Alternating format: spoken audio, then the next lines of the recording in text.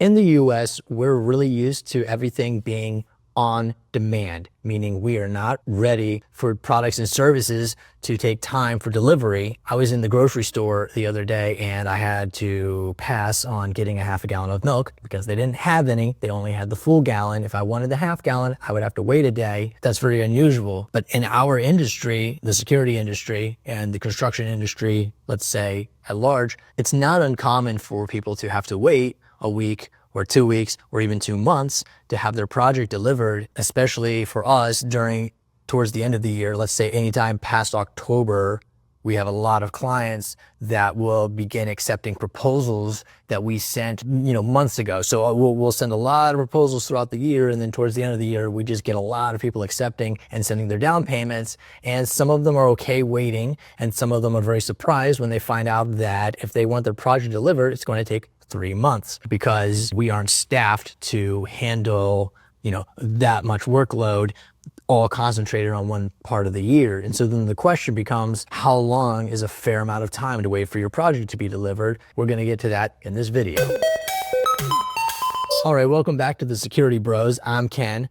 This is James. I went and I bought a motorcycle a few years ago, and I had to wait about 6 months from time of purchase to receiving it. And I thought that was a very long time to wait. And I did because I wanted that specific motorcycle. Did you have to pay for it? I had to pay a down payment, and then I had, the actual payment happened when it arrived. That being said, I've talked to some customers that were maybe a little frustrated that some of the wait times were longer. And I was like, well, is this our fault? Like, should we be more staffed up to get these jobs done faster? So specialty trades, in my mind, specialty trades that you're talking like electricians, plumbers, security, trades that take years to have a installer master the art of doing that job. You can't really bring in just like holiday temp work or busy season temp work and meet the demand compared to, say, maybe a grocery store. It's easy to get somebody trained up on how to scan the groceries or unload a truck from FedEx or something like that. Those are easy jobs to bring in more people during a busy season. So from my point of view, I don't necessarily think it's the job of the company, depending on your industry or your trade that you specialize in, to staff up for specialty trades. That being said, how can you balance the wait times with, making sure that the customers are happy, right? Because like even for you and I, like we don't want the customer to wait. Nobody wants the customer to wait. You want to sell them something and you want to give them something. Kind of how do you balance the two? Yeah, well, customers will get frustrated on almost any wait time. Sometimes they'll get frustrated if you can't start that very week, even if they've been sitting on that proposal for 8 months. They're usually like the second that they make their down payment, because I'll see, like, you'll get the notification their down payment was paid like just now. And it'll sometimes not even be 60 seconds later that I'm getting a phone call and the customer will say like, can we start Thursday? And they'll get frustrated if they have to wait sometimes even a couple weeks. It depends on the person, but that's not uncommon. And so if you say, well, they'll get frustrated after 2 weeks or even 2 months, they'll just get frustrated no matter what, because they feel like once they've made their payment,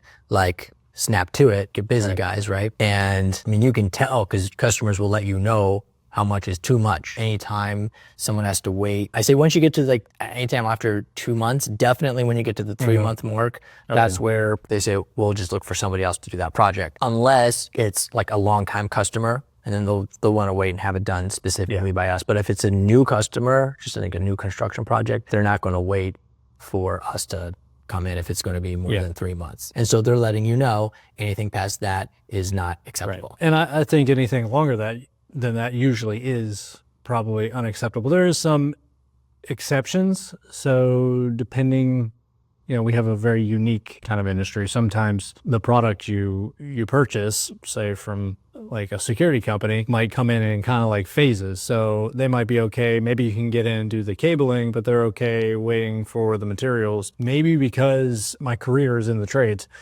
I'm always surprised when I have made purchases for my own house, right? Like I was looking at, getting some roofing work done, and I was surprised when the roofers were like, oh yeah, well, once you sign, we can be out there within like 3 days to like the next week. From an industry like ours, where typically, say, if you make a down payment or you sign your project, there's a period of time where we have to order materials or product from our suppliers. We don't just keep stock of everything. Even on the best day, it's probably like a week. If you sign and pay, it's probably like a week typically before you can get going. I usually tell people give it 2 weeks for all the equipment to arrive. Also keep in mind, there's a reason this is called specialty trades. So your electricians, your security folks, your plumbers, these are all specialty trades, meaning that it can take you, as long as getting a college degree to become good at this kind of work. Yeah. To be even sometimes average at this work. Some people have asked me like, well, why don't you do extra staffing around holidays? Because a lot of stores will do this. And it's like, well, we're not a store, first of all. We're a specialty trade, and you don't have people that do this work just like sitting around looking for holiday work. Like those guys have full-time career jobs doing this. They're going to be working somewhere full-time. You can't just hire somebody for the holidays that knows how to do this. If there's people who are just sitting around like, yeah, I could pick up some holiday work, they don't know what they're doing. They're not like what I was saying earlier. It's not like you're just going to hire a master electrician for a couple months. No, on the street. No, like, oh yeah, let's get some like masters of this trade in here to help us for 3 months. And okay, see ya. No, because you would have to get them to leave their company, come work with you for what? 2 months, 3 months, just around the holidays or for December, and then what? Like not have a job anymore? Like no one's leaving for that. The amount of money you'd have to pay them for that 1, 2, 3 months would be insane. And of course, no customer wants to pay what it would cost to do that. Oh yeah. So there's really no way around it other than, I guess, like customers can try to not all approve all their projects at the very end of the year and then say like, hey, this is a ASAP project. It's like everybody has a project that needs to happen before the end of the year. I get it. People get to the end of the year, they have X amount of budget left over and they need to spend it. Well, if that's all they want to do, that's fine. They can give us the money. It's just, you got to understand, there might be some time. But a lot of people, like some people, that's all they want to do is they just want to get rid of the hot potato of money. Right. And that's fine. But some people, they actually want to get their work done by the end of the year. That one I understand less because like what's the difference between it being done by the end of December and it being done first week in January? But they're like, no, it really has to be done before the end of December. Right. And going back to something you mentioned earlier, what a lot of companies will do, a lot of security companies will do is they'll get these jobs, and when they can't really like start them, they'll send somebody, maybe it's a newbie, over to look like they're doing some work. And so the project really doesn't get finished anytime sooner. Yeah. But the client is happy because they feel like they're getting some attention. The project isn't really getting done, but it looks like it's getting done. This solves some of the complaint issues until they can send the real technicians over. And so in this industry, we call them warm bodies.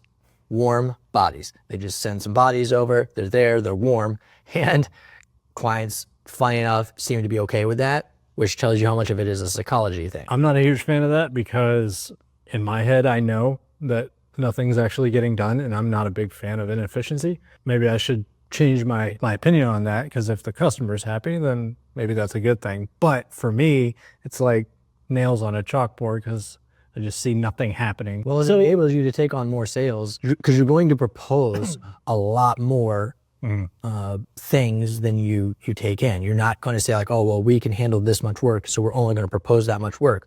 No, because let's say you only win 20% of your proposals, so you have to propose a lot more, so you have to send a lot of quotes, and then if out of nowhere a lot of those get accepted, then it just is what it is. And so if you want to make sure you don't lose those sales, or you just don't have unhappy clients, then you... True.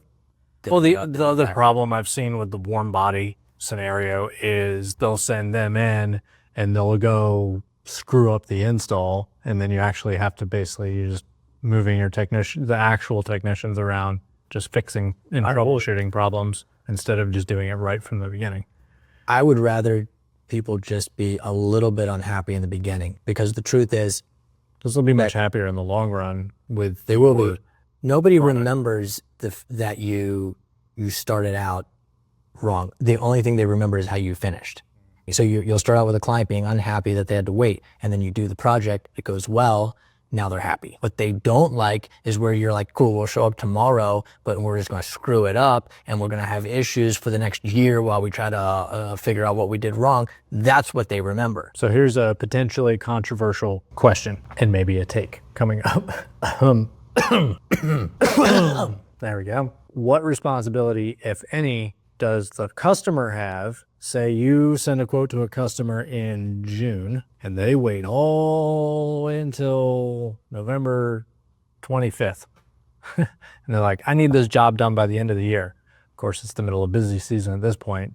So they get mad because you can't do it until January 20th. Does the customer have any responsibility for waiting almost, like the whole year to sign their quote until it's the middle of busy season and then they want it right away? Well, it's not their fault. They waited for a reason and then they accepted the job for a reason at that time. And that's all good. But then what they end up learning at that point is that we're a bit of a hot commodity because they can go somewhere else, but they're going to find the same thing, that all of the really good companies have a lot of work this time of year. The ones who really know what they're doing. When customers realize that, maybe they were hoping to get it sooner, but when they realize they're actually getting something a little bit more special, I think it makes the wait time make more sense. But it actually is really cool because like most people don't know how to do this kind of work. There's like a few people that do the majority of all of this work. Yeah, and so sometimes you have to wait for those people. I mean, it's like anything. It's like if you want like a Birkin bag, you're not just going to the Birkin store and just buy the bag. But out of the few people that do it, only a few of those do it like really well. And those people are worth waiting for. What is the whole thing? You can have cheap, fast, and what's the third one? Quality, good. I don't know. Cheap, fast, and yeah, you can only pick two. Cheap, fast, and quality. Shit, I'm fucking this up. Anyway, you can have two out of the three, but you got to give one up. You got to give something. Words of wisdom with James. Fuck, where were we? Because we should probably rewind before I said stuff. The good ones are worth waiting for, is the point. One of our clients is a property manager, and they manage multiple properties. One of the properties, they ask us for a quote to see, could we install this system? I gave them the quote. Then they went and got a competing quote from another company who was charging $400 less. So their price was $4,000. Our price was $4,400. A little bit more. But in the grand scheme of things, not that much more. And I think for the level of service that we provide and the quality we provide, I think the $400 is more than worth it. But the property approved the cheaper one. Now, it was a surveillance system. They recently had an incident where they needed to pull some footage. I think there was a break-in or a car smashed or something. And they couldn't get the footage from the recorder. And so they reached out to the company, but the company is not in business anymore. Literally within a year of installing it, the company isn't around. And that's the problem in this specialty trade industry, is that good help is hard to find. The good ones really are special. Now they're reaching out to us to see if we can help them get the footage from the other company's system, right? And we're trying to help them out. But the thing is, like, especially this time of year, we're really busy, but the recorder, it records on a loop. And so that footage, depending on the size of the hard drive, it might only hold the last 2 weeks of video or the last month. And so if they wait for us to be able to get out there, now if it was one of our existing clients, that's one thing. Talking about like not waiting, I don't like clients to wait for troubleshooting or service. Like if there's a breakdown of the system or something's not working right, we want to make sure we're on that like right away. Yeah. If it's a new install, like a new system, fine, they might have to wait a bit, but to keep maintaining the existing systems, we always carve out a little time for that. And so we want to make sure that would be smooth. If this was an existing client and they needed their footage, they wouldn't be waiting any time. They would have it probably the same day, or if not the next day. Because our systems, first of all, we have a team that gets that remotely and sends them a link. And so we have that like down pat. Yep. But in this case, you can't get to it remotely. You have to get to it on site, and they can't get into the recorder, and it's a whole issue. And so we're going to see what we can do, but I don't know that we can get there before the incident has been recorded over. But that's what happens because they decided to go with the the cheaper quote and save a couple $100, it's definitely worth waiting for the Birkin bag. It's definitely worth waiting for the good contractor. Yeah. Once customers realize that contractors are not created equal, and for the good ones, yeah, sometimes they get a pile up on aisle 5 because That's they're hard to find. high demand. That's hard to find though. I mean, like how does the customer know that we're the best option? Even for me, you know, like I said earlier in the episode here, that I was shopping around for some roofing work, right?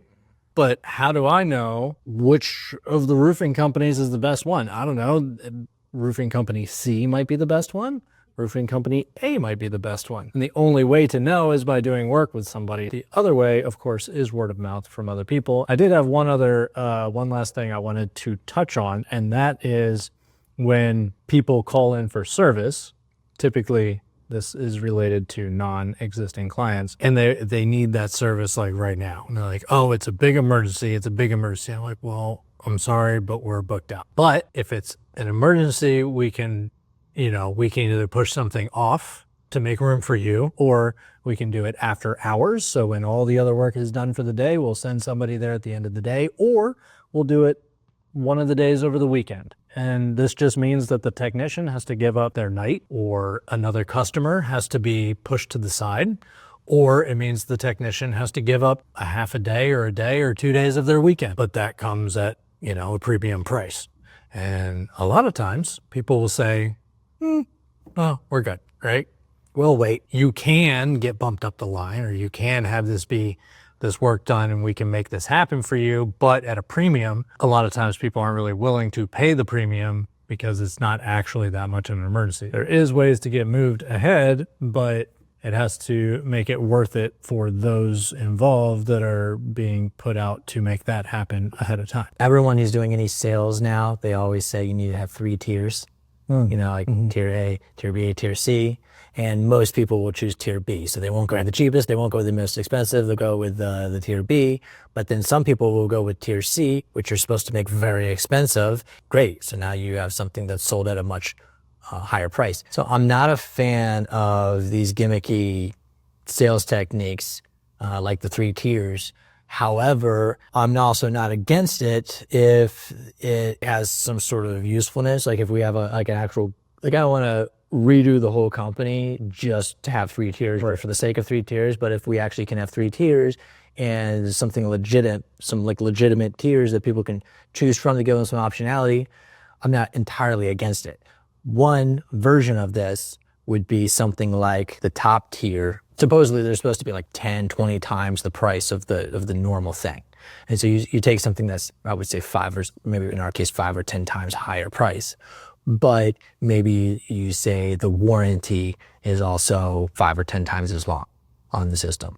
Maybe you say you get priority scheduling. So if they say, oh, well, we need the work done at night, no problem. It's all included in the price. We need it done over a holiday. We need it done over Christmas. We need it done, faster. We need it done in some kind of odd thing. So you have some kind of scheduling priority. You say jump, we say how high kind of a thing, white glove type of service. So maybe we put in some of those things. We'll see. We're not there yet. I prefer just having a business that runs smoothly, consistently, and we're not like jumping around in that kind of a way. But when can the customers expect this? We've been hearing great things about the tier 3 white glove service. Probably no sooner than 3 months from now. Yeah, you heard it here first. I don't know. It has to make sense. It has to make sense to us. It has to make sense to the client too. You don't want to make it a tier thing just for the sake of having a tier. And also it's a little difficult for our type of business because, there's so much customization in a quote that we make. It's not like you're going and you're signing up for some software online and you can have like 3 different versions of the software that come with more features. It's like, what are you giving 3 tiers of? Like the installation, we have subscriptions involved with our services. So it's like 3 tiers of subscription. Is it good? What are the tiers going to relate to? Are you going to have like tiers for everything, for the subscription, for the installation? Like next thing you know, you're just like a complicated business, which one of the whole reasons for working with us is that we're extremely simple. Like the pricing for this person is going to be the exact same pricing. We don't, for the other person. You either like the price or you don't like the price, or you need to sit on it for a while. I get it. Maybe you can't afford us right now. That's also okay. There's things that we would like to purchase that we also can't afford right now. We do try to deliver as best as we can for clients. Sometimes they have to wait. I think it's worth the wait. And honestly, 3 months, it goes by so fast. Most security companies or other trades don't want customers to have to wait a long time either, because the shorter the wait time, the quicker they get paid. All right, so if you enjoyed this episode, please like it so we know, and share it so your friends know. Bye. And, okay.